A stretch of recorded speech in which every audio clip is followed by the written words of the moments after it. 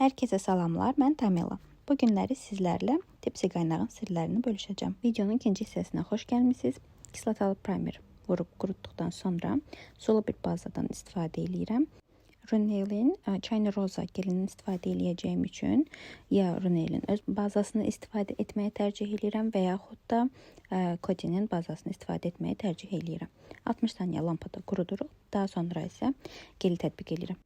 İlk öncə geldən çox az götürüb bütün dırnağın səthinə yayıram ki, üstünə qoyacağım damcı hər tərəfə rahatlıqla yayılsın. Dırnaq qırılaraq zədələndiyi üçün, nazik olduğu üçün, həm də dırnaqda müəyyən qədər bir uzunluq var. Bir dəfəyə bu qədər materialı vuraraq həm axma riski daşıdığı üçün, həm də natural dırnağın lampada quruduğu zaman ağrı, yanma hissi verməməsi üçün geli 2 etaplı şəkildə tətbiq edirəm.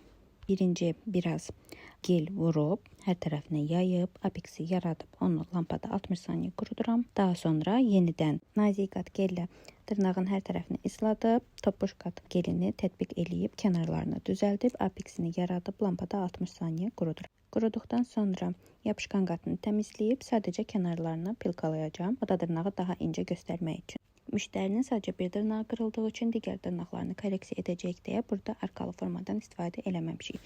Natural görüntünü əldə etmək üçün.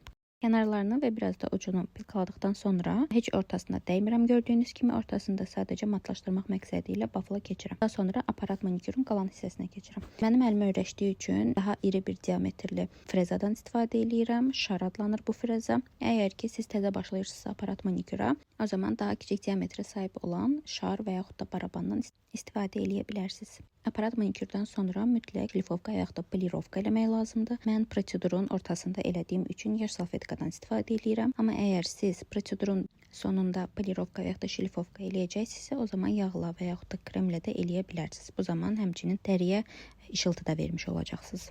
Tozlarını təmizlədikdən sonra Coty'nin 20 CN nömrəli lakını tətbiq edirəm. Lampada 60 saniyə quruduqdan sonra isə top vurub proseduru sonlandırırım. Son nəticə bu şəkildə oldu. Necədir, xoşunuza gəldimi, bəyəndinizmi? Əgər hər hansısa bir sualınız varsa, şərhlərdə mənimlə bölüşə bilərsiniz.